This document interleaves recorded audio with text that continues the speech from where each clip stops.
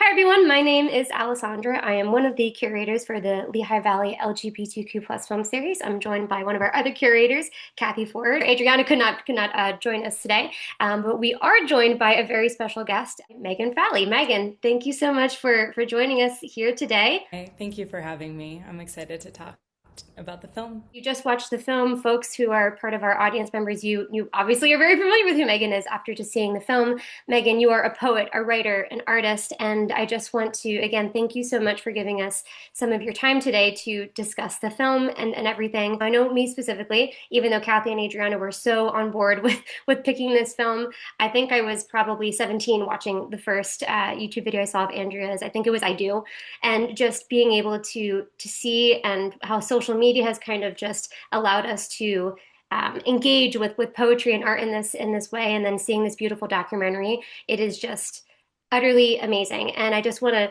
say congratulations. Of course, this film was recognized by so many different organizations and festivals. We were just talking about this with Sundance, Provincetown, Newfest, GLAAD, and of course the Academy Awards being a 2026 Best Documentary Feature nominee.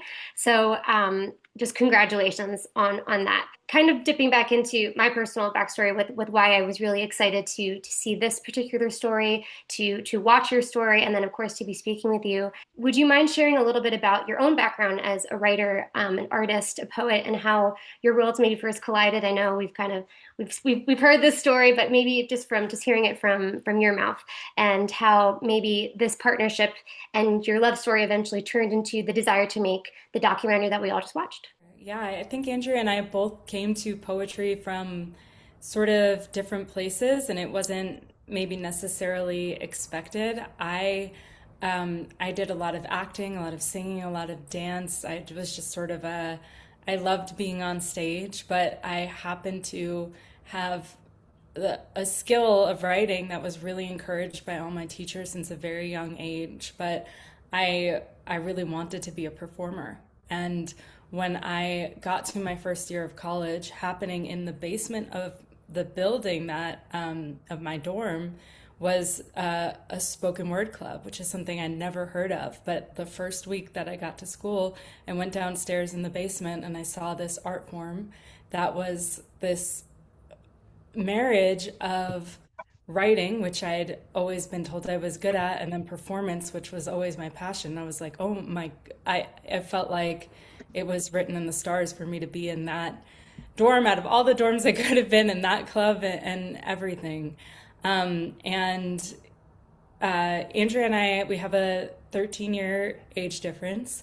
And so Andrea had started poetry, you know, I guess a bit before I had found it, and I sort of knew who they were because they were kind of a beacon of spoken word. But the poets are a close knit community, and we were published on the same press, and we were friends for many years first, and yeah, that's sort of that's kind of how we met. We met through poetry for sure, and I feel we're still meeting each other through poetry now. That is absolutely beautiful. Thank you so much. So now, of course, I have to ask, you're talking about how performance and you did a lot of acting and singing before this moment in your life. Did you have a pivotal moment in your life, or maybe a favorite? I don't know what kind of performance you did before then. If it was like theater, acting, plays, musicals, anything like that kind of impacted you when you were younger. So many. I've always been really impacted by like a tearjerker, to be honest. So as a kid, I mean, I was 9 years old when I saw Titanic in the theater for the first time, and just uh, losing my mind in tears and in love, so much so that the woman sitting behind my mom and I tried to tell my mom to take me out of the theater. Like I've always been really, yeah, just I think really moved by love stories, moved by yeah, just deeply feeling. And Andrea was my love story and my a deeply feeling person as well. I completely And Kathy, I don't know if you have anything to relate to that, but as an Enneagram 4, feelings who demand to be felt, I completely subscribe to that. I love hearing that because after seeing the movie in Provincetown, uh, I knew of Andrea, but I wasn't as familiar with you, Megan. And so the first thing I saw of yours was a performance 7 years ago where you performed, I guess, your poem Coming Out and being pulled back in. And I just thought that was sensational. If anyone hasn't seen that, you should look that up because it's really powerful. Thank you so much. Thank you. Absolutely, that's a favorite of mine as well. But so you're talking about tearjerkers and about love stories. So obviously, when we're talking about this film, um, typically, and I want to generalize, but I'll say this: in my past experience with documentaries, I love documentaries, and I'm actually I feel like I'm really pulled towards documentaries that have to do with health. And when you have a documentary that deals with illness in any capacity, I feel that they can often feel maybe heavy or isolating. But I believe that you've noted that you and Andrew spent a lot of time in this journey, or rather that you cited parts of this journey had been spent alone, and that you actually wanted to invite community in, and that might have led into this decision to doing the documentary in the way that you did. I believe that you sat down with Glennon Doyle, who was an executive producer in the film. You spoke about maybe this revolving door of love in your house that included chosen family and family, parents, friends, multiple partners of a past experience. And I know that people in general could say that you could have easily gatekept this sacred space, but you chose to keep the door wide open because it's ultimately what Andrew wanted. Queer community has historically built itself on these vast, maybe non-traditional webs of chosen family and lasting bonds, maybe with past partners, but people that have been involved in your life. Walking through the filming process while simultaneously being a caregiver and going through all the emotions of just having that yourself must have required an immense amount of trust. How did having a film crew maybe embedded in this aspect of your life or in your home expand that experience of shared community centered love during this time? So we did not know anyone in the film crew prior to meeting them in our driveway the day that they started filming. But we were given a list of potential directors, and we had seen just a couple of months prior another one of Ryan White's documentaries, which was Pamela, a Love Story about Pamela Anderson. And Andrea and I loved that documentary because it was one of those films, documentary specifically, that you watch it and you're like, I have a preconceived notion of somebody. I've just watched and experienced their humanity. I have a totally different perception of them. And what is wrong with me that I was so narrow-minded before going into this? And that, I think, for both Andrea and I, was our favorite type of film, just expanding someone else's humanity and therefore expanding your own. And so we were given a list of, there were some lesbian directors, there were some all-women crews, there might have been people that you would have thought we would more, naturally, magnetically pull toward, but we were like, no, we want whoever made that. And we met in our driveway, and I mean, I am a very open person, and I went out there and I knew, we're inviting these people into our lives. And Ryan said he was nervous walking in, but that I hugged him, and that he, like, all of his nerves went away in that hug.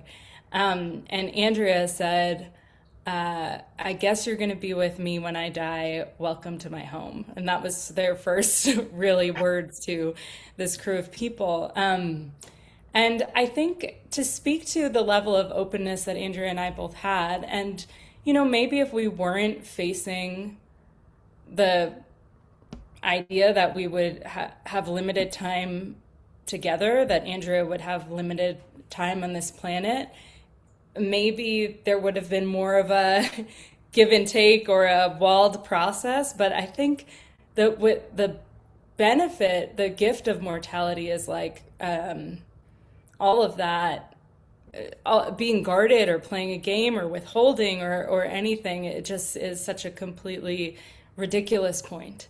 And I think it was then for me too and continues to be. But to give you a sense of how cracked open we were, the fingering and thumbing dinner table scene, that was filmed the first night we met them. So Ryan often likes to say, like, it can take months, if not years, to get your documentary subjects to warm up to that degree, and they may never get to that degree. And that as they were filming it, he was like looking around at his producing partner, Jess Hargrave, and the people in the room, and we're like, what is going on here? So we really became very close with them very quickly. We were saying, I love you by the third day we were together and meaning it, and they were saying it back, which I don't think is that common for, Ryan says that breaks all the rules of how a documentarian should be with their subjects, but I think anything more reserved would have been a worse rule being broken, a universal rule maybe. I want a quick segue. You were talking about the documentary that you and Andrea enjoyed, and how I believe you said that was maybe your favorite type of film. Were there any other movies? Now I'm just curious that you two loved. Do you have a favorite film that you loved watching, or anything like that? We were both really big fans of Little Miss Sunshine. We dressed up as the characters from that film one Halloween. We both really loved the film Moonlight. And there was also another, maybe it's probably a little bit lesser known, but it's called Ghostlight. I believe it was a Oh Sundance my God. winner. Oh my God. Yeah, It's like, one of the best movies ever. yeah. Yeah. Moonlight, Ghostlight, Little Miss Sunshine. Those are our top three. And obviously Titanic. Titanic has to be on the list. That's awesome. The idea of celebrating, capturing queer joy. This film captures so much unexpected. I don't want to use the word unexpected, but yeah, maybe unexpected hilarity and silliness. I believe there is at some point you refer to it as like the weirdo goofball side of your relationship, that typically only people who are a little bit more intimately involved in your life would have experienced. Why was it important to you to make sure that the film wasn't, I don't want to generalize, making it more focused on this, again, this typical sanitized story of grief, but instead focusing on making it a true reflection of raw queer joy and maybe laughter? That would be a question for the editors, the director, the producers. Andrea and I really actually had just about no say in what happened. That was just the authentic capturing of what we were experiencing. So I would say, in a larger sense, uh, it was just. I mean, I cannot imagine facing the potential end of your life and navigating that with anything other than an open heart. It would be miserable. And I really watched Andrea. I don't know if it was initially a choice or just a grace that fell upon them, but I I watched Andrea handle that diagnosis with more joy than they ever thought they would handle a diagnosis, for sure, but more joy than I'd seen them experience actually joyful things. And yeah, I just think the film really accurately captured how we were moving through the world. Um, and for Andrea, I know it was really important, like that people got the message that there's not a prescription of emotion, that just because something quote unquote bad happens, or we think like this is a tragedy, you don't have to become blaming or resentful or depressed. Like that joy can ride alongside, in the sidecar of grief at any time, and to keep your mind and your heart open to like the astonishment of the brevity of life. It just, I guess Andrea would say, is it awakens you. I've seen an interview with Ryan talk about wanting to do a documentary that Tig Notaro would mention to him about doing a documentary um, with queer folk and that sort of thing. And then how did how did this come to be that you would be part of this documentary with such a powerhouse of, you know, uh, Lesbian Avengers. producers and so on? I was Yeah, wondering what yeah. you were going to say in response to that. Lesbian Avengers is hilarious.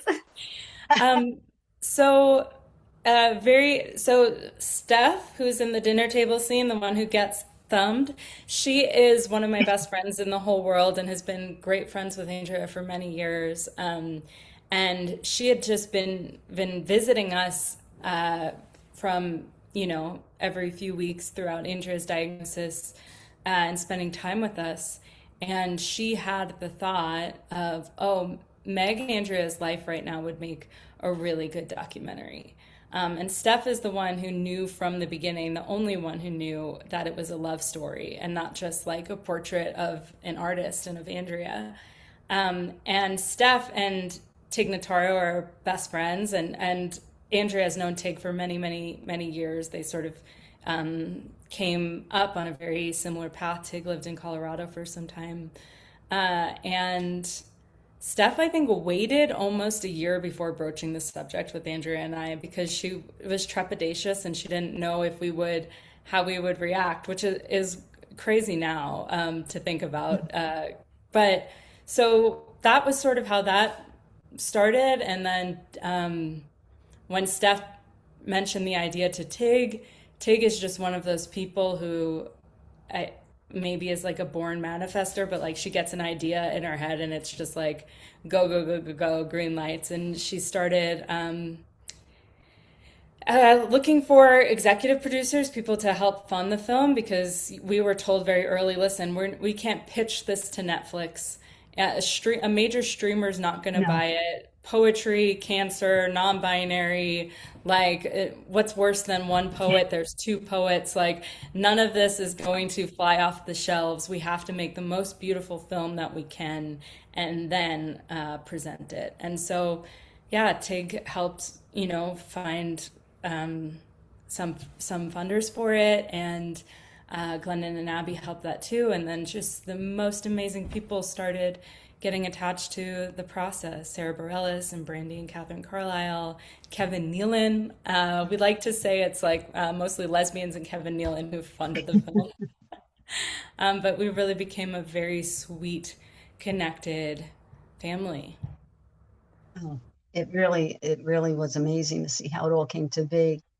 Um, there's one point where, in the interviews before and watching the movie, there is, joy.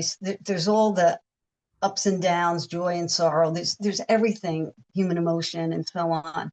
And then there gets to a point where Andrea really wants to do this poetry reading and dealing with the cancer and the disease. As the caretaker watching this, what stirred inside of you, both from the love that you have as well as the artist, if that's a question that makes sense to you? I mean, I just think we were really often on the same kind of train, really. Like if Andrea wanted to do a final performance, I then there would be nothing, or first of all, nothing stopping Andrea, and certainly not me stopping Andrea. It was really fun, I think, to have another thing to set our sights on besides waiting for cancer marker news, Yeah. waiting for scan results. And I will say that the filming of the documentary was that as well, because as I speak of in the film, we got blood results to know the status of the cancer basically every 3 weeks. And because the 3 weeks were also timed with chemo infusions, and that was like, sort of the best time for the documentary crew to come, uh, they started coming at the same time as the news and the infusions. And what Um, happened was we became so close with them that there was some point where their presence began to eclipse the impending news. And we were less so thinking like, oh my God, we're going to get this news tomorrow. And it shifted to, oh my God, our friends are going to come tomorrow. And it was just, I think, we talk about the power of art in terms of how it, once it's made, impacts the people we give it to. But I don't know if we talk as much about the power of art as the process for the artists and the creators involved, and how it can really transform, magnify, beautify, illuminate a life. And it absolutely did that. And I think it was really important. There were, Andrea ended up going off of that drug that impacted their voice, and maybe perhaps staying on that drug they would have lived longer. I don't know. This is all like mhm. theoretical, but we made a conscious choice together as a couple that they wouldn't continue to pursue a drug that took away one of the most elemental parts of their living, of their art. Thank you for that. And then finally, the name of the documentary, Come See Me in the Good Light. Before seeing it back last June, I saw that, the name of it, and I was like, wow, what an interesting title.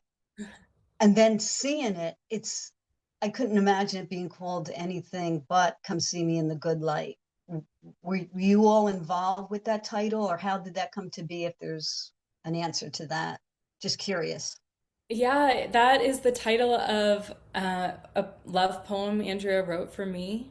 And that's sort of the refrain. I think it's come see me in the good light. Come tell me what you tell the truth. Come lightning strike. Come, it's like a very sort of invitational poem. It's the poem that was read at our director Ryan's wedding to his husband. I have the sign above our bed that says "Good Light," and I think I don't. For me, we didn't have any say in it. I mean, they said, "What do you think about this as the title?" And we're like, "Yay, we love it." It doesn't to me mean like come look at me through rose-colored glasses, through Right. all that's positive, everything else fades away. I think it has that invitational quality of the rest of the poem to me of like, it's just like step into this with me, like come come watch this world with, your jaw dropped, maybe. Hmm. Megan, again, thank you so much for your time. To kind of wrap things up, I know for folks who might not be connected with your website or your social media and who might not be aware of anything that might be coming up that you would love to continue to connect with people and make sure that they were aware of. Is there anything that you're currently working on, or maybe just share with our audience how they can stay connected with you? So, this is a really interesting story, but Andrea, before they were diagnosed with cancer, just a couple of weeks before, they were uh, basically invited to write a newsletter. And only like 100 authors were invited to write through this platform. And Andrea was one of them. And they signed a contract to write this newsletter over the course of 2 years. And they decided to call it Things That Don't Suck. Fast forward about 2 weeks later, they're diagnosed with cancer. And they are like, Meg, how did I just tell the world that I am going to write, like, send out like 8 newsletters a month, and they're all going to be through this lens of things that don't suck? This is the worst time. And then within 15 seconds, maybe, Andrea switched to the good light and they said, no, this is the perfect time. And I like to think that something about their soul knew what was going to happen in the future, knew that they were going to go through this health journey, and knew that to filter the experience through the artistic lens of what doesn't suck would infiltrate how they lived that experience. And so Andrea wrote this newsletter, which is now on Substack, called Things That Don't Suck, all throughout their diagnosis. And that was the lens that they saw the world through. And since Andrea's died, I like to say since Andrea's allegedly died, because I really believe we don't know what death is, or what happens, or any of it. So since then, I've inherited the project of writing this newsletter, and I am writing about my own grief, about being widowed at 36 years old, about the loss of my spouse, my partner for over a decade, and subsequently filtering it through the lens of what doesn't suck. And it feels like this beautiful inheritance that Andrea has given me, and a continuation of that path. So you can find things that don't suck, and at Andrea Gibson Substack, and it's been really, really such a gift for me to write it and to share it and to like be in community and grieve in public. Really, I don't believe in. Well, I think grief is not one size fits all, but for me, I'm. It feels. I cannot imagine grieving with the blinds drawn and the doors shut. It feels really good to grieve in the open, and invite other people into it, and for them to express their grief as well. No, this has been very special, and thank you so much for taking the time. And thank you to you both, and thank you to everyone who watched the film today. And I hope you take a piece of it with you, whatever piece you need. And it might be the next time you watch it, might be a totally different piece you take. So thank you. Thank you so much.